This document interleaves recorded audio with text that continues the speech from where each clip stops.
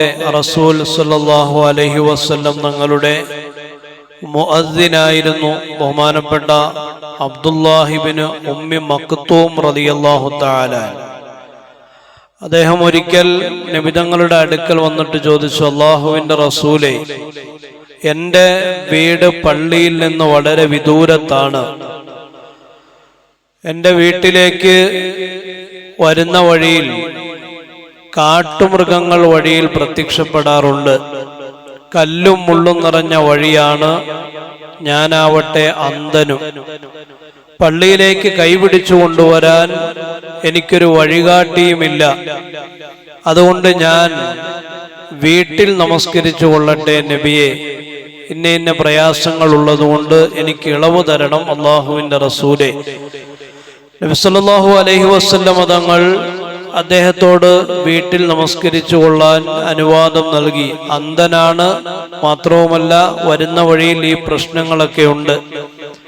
പ്രവാചകൻ അനുവാദം നൽകിയതിനു ശേഷം അദ്ദേഹം അള്ളാഹുവിന്റെ റസൂലിന്റെ സദസ്സിൽ നിന്ന് തിരിഞ്ഞു നടക്കുമ്പോ പ്രവാചകൻ അദ്ദേഹത്തെ തിരിച്ചു വിളിച്ചു. എന്നിട്ട് ചോദിച്ചു, അബ്ദുല്ലാ, നീ ബാങ്ക് വിളി കേൾക്കാറുണ്ടോ? വീട്ടിൽ നിൽക്കുമ്പോൾ നിനക്ക് ബാങ്ക് വിളി കേൾക്കാൻ കഴിയുമോ? അദ്ദേഹം പറഞ്ഞു, തീർച്ചയായും നബിയെ. അപ്പോൾ നബി സല്ലല്ലാഹു അലൈഹി വസല്ലം തങ്ങൾ പറഞ്ഞു, എങ്കിൽ ആ ബാങ്ക് വിളിക്ക് നീ ഉത്തരം നൽകണം. അതായത് പള്ളിയിൽ തന്നെ വന്ന് നമസ്കരിക്കണം. ആരോടാണ് പറഞ്ഞത് എന്ന് ഓർക്കണം. അന്ധനായ വ്യക്തിയാണ്. പള്ളിയിലേക്ക് കൈപിടിച്ചു കൊണ്ടുവരാൻ ഒരു സഹായിയില്ല.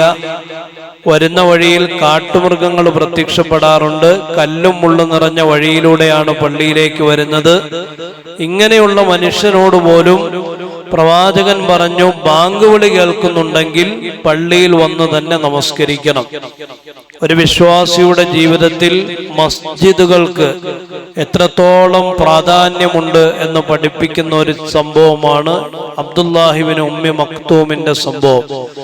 ഈ സംഭവത്തിന് ശേഷമാണ് അദ്ദേഹം പള്ളിയിൽ, പ്രവാചകന്റെ പള്ളിയിൽ, അതായത് മസ്ജിദുൻ നബവിയിൽ മുഅദ്ദിനായി ചാർജ് ഏറ്റെടുക്കുന്നതും മരണം വരെ പ്രവാചകന്റെ ബാങ്ക് വിളിക്കാരനായി ജീവിച്ച് മരണപ്പെടുന്നതും. അപ്പൊ ഇത്രത്തോളം ഒരു വിശ്വാസിയുടെ ജീവിതവുമായി ബന്ധപ്പെട്ട് നിൽക്കുന്ന ഒരിടം മസ്ജിദ് അല്ലാതെ മറ്റൊന്നുമില്ല. അതുകൊണ്ട് തന്നെ മസ്ജിദ് എന്ന് തന്നെ നമ്മൾ പറയാൻ പ്രത്യേകം ശ്രദ്ധിക്കേണ്ടതുണ്ട്. പള്ളി എന്ന് പറയുമ്പോൾ ക്രിസ്ത്യാനികളും അവരുടെ ആരാധനാലയത്തിന് പള്ളി എന്നാണ് പറയുക. മസ്ജിദ് സുജൂദ് ചെയ്യുന്ന ഇടം എന്നാണ് അതിനർത്ഥം. അപ്പൊ മസ്ജിദ് എന്ന് തന്നെ ഞാനും നിങ്ങളും ഉപയോഗിക്കാൻ പ്രത്യേകം ശ്രദ്ധിക്കുക. അപ്പൊ ഒരു വിശ്വാസിയുടെ ജീവിതത്തിൽ ഇത്രത്തോളം പ്രാധാന്യമുള്ള ഇടമായ മസ്ജിദുകൾ, ആ മസ്ജിദിലേക്ക് പ്രവേശിക്കുമ്പോൾ നാം പാലിക്കേണ്ട പ്രധാനപ്പെട്ട 4 മര്യാദകളുണ്ട്. വീട്ടിലേക്ക് പ്രവേശിക്കുന്നത് പോലെയോ, മാർക്കറ്റിലേക്ക് പ്രവേശിക്കുന്നത് പോലെയോ, കല്യാണ മണ്ഡപത്തിലേക്ക് പ്രവേശിക്കുന്നത് പോലെയോ അല്ല മസ്ജിദിലേക്ക് പ്രവേശിക്കേണ്ടത്.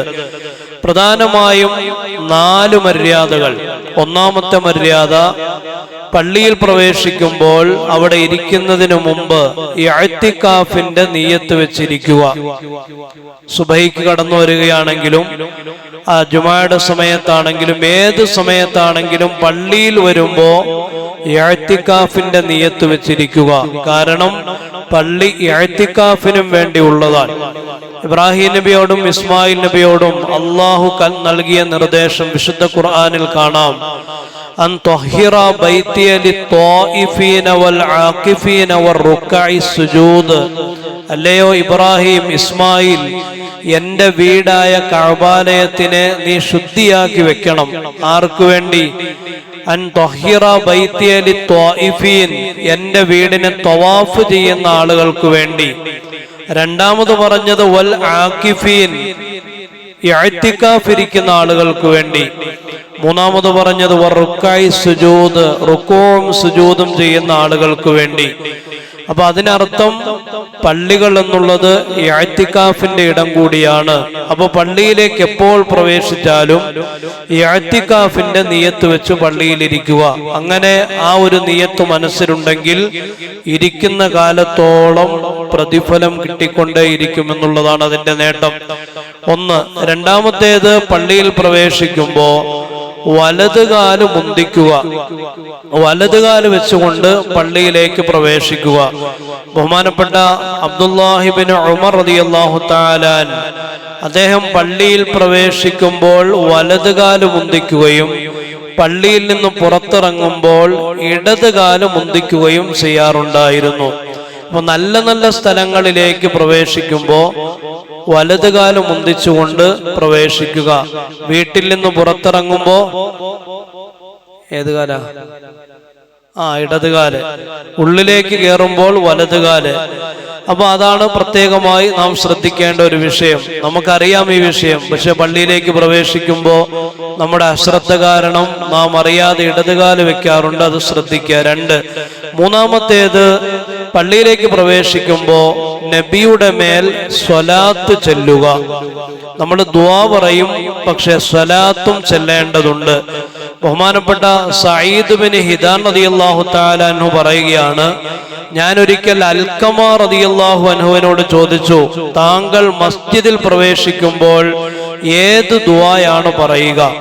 അപ്പൊ അദ്ദേഹം പറഞ്ഞു, ഞാൻ മസ്ജിദിൽ പ്രവേശിക്കുമ്പോൾ പറയുന്ന ദുആ ഇപ്രകാരമാണ്: അസ്സലാമു അലൈക അയ്യുഹൻ നബിയു വറഹ്മത്തുള്ളാഹി വബറകാതുഹു വസല്ലല്ലാഹു വമലായികതുഹു അലാ മുഹമ്മദ്. ഇത് സ്വലാത്തോട് കൂടിയുള്ള ദുആയാണ്. അസ്സലാമു അലൈക അയ്യുഹൻ നബിയു വറഹ്മത്തുള്ളാഹി വബറകാതുഹു വസല്ലല്ലാഹു വമലായികതുഹു അലാ മുഹമ്മദ്. ഇത് സ്വലാത്തോട് കൂടി ചേർന്ന ദുആയാണ്. അപ്പൊ ഇത് കാണാതെ പഠിക്കാൻ പ്രത്യേകം ശ്രദ്ധിക്കുക. മൂന്നാമത്തേത്, മസ്ജിദിൽ പ്രവേശിക്കുമ്പോൾ സ്വലാത്തോടുകൂടി പ്രവേശിക്കുക. നാലാമത്, ഈ സ്വലാത്ത് ചൊല്ലിയതിന് ശേഷം താഴെ പറയുന്ന ദുആ പറയുക. അതേത് ദുആയാണ്? സാധാരണ നമ്മുടെ പള്ളിയുടെ ഉള്ളിലൊക്കെ എഴുതി വെച്ചിട്ടുള്ള ദുആ ഏതാണ്? ബിസ്മില്ലാഹി അല്ലാഹുമ്മ അഫ്തഹ് ലനാ അബ്വാബ റഹ്മതിക്. ബിസ്മില്ലാഹി അല്ലാഹുമ്മ അഫ്തഹ് ലനാ അബ്വാബ റഹ്മതിക്. തീർന്നില്ല, അത്രയുമാണ് നമ്മൾ കണ്ടിട്ടുള്ളത്. പക്ഷെ അതിന്റെ ബാക്കിയും കൂടെ ഉണ്ട്. വസഹിൽ ലനാ അബ്വാബ റിസ്ഖിക്, വസഹിൽ ലനാ അബ്വാബ റിസ്ഖിക്. അതിന്റെ അർത്ഥം ഇപ്രകാരമാണ്: അള്ളാഹുവിന്റെ നാമത്തിൽ, അള്ളാഹുവേ, നിന്റെ കാരുണ്യത്തിന്റെ വാതിലുകൾ ഞങ്ങൾക്ക് വേണ്ടി തുറന്നു തരണമേ. മാത്രവുമല്ല, വസഹിൽ ലനാ അബ്വാബ റിസ്ഖിക്, നിന്റെ റിസ്ഖിന്റെ വാതിലുകൾ നീ ഞങ്ങൾക്ക് എളുപ്പമാക്കി തരികയും ചെയ്യണമേ. ഇതാണ് ആ ദുആയുടെ പൂർണ്ണമായ രൂപം. അപ്പൊ ആദ്യം പള്ളിയിൽ പ്രവേശിക്കുമ്പോൾ സ്വലാത്ത് പറയുക. രണ്ടാമത്തേത്, ഈ ദുആ പറയുക. ഈ ദുആയിനോടൊപ്പം മറ്റൊരു ദുആയും കൂടിയുണ്ട്. ആരെങ്കിലും ഇനി പറയാൻ പോകുന്ന ദുആ പള്ളിയിൽ പ്രവേശിക്കുന്ന സമയത്ത് പറഞ്ഞാൽ ശൈത്വാൻ വിളിച്ചു പറയും, ദാ ഈ മനുഷ്യൻ എന്നിൽ നിന്ന് സുരക്ഷിതനായിരിക്കുന്നു, ഇവനെ ഇനി ടച്ച് ചെയ്യാൻ എനിക്ക് കഴിയുകയില്ല, ഇവൻ എന്റെ കുതന്ത്രത്തിൽ നിന്ന് രക്ഷപ്പെട്ടിരിക്കുന്നു എന്ന് ശൈത്താൻ വിളിച്ചു പറയുമെന്ന് സയ്യിദുനാ റസൂലുള്ളാഹി സ്വല്ലല്ലാഹു അലൈഹി വസല്ലം. ഏതാണ് ആ ദുആ? അഊദു ബില്ലാഹിൽ അളീം വബിവജ്ഹിഹിൽ കരീം വസുൽത്താനിഹിൽ ഖദീം മിനശ് ശൈത്വാനിർ റജീം.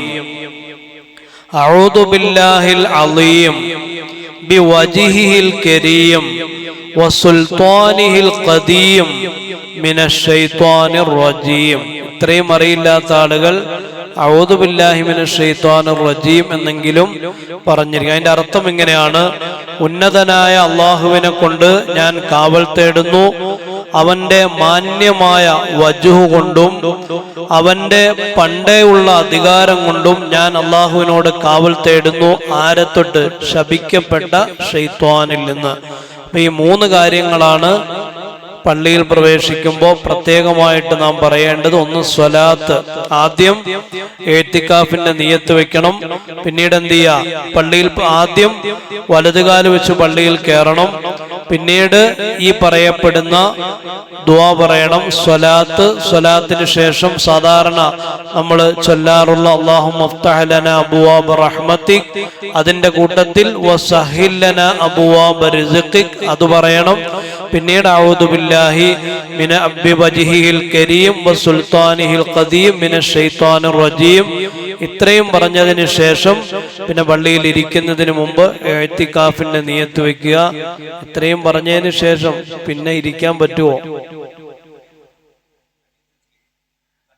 തഹിയ്യത്തുണ്ട്, അത് കയറുന്നതിന് മുമ്പ് ചെയ്യേണ്ട കാര്യങ്ങളാണ് ഈ പറയപ്പെട്ട വിഷയങ്ങൾ. കയറി കഴിഞ്ഞ് ചെയ്യേണ്ട മര്യാദകൾ അത് പിന്നീട് നമുക്ക് പറയാം. അല്ലാഹു സുബ്ഹാനഹു വ തആല അമൽ ചെയ്യാനുള്ള തൗഫീഖ് നസീബാക്കുമാറാവട്ടെ. സുബ്ഹാനല്ലാഹി വ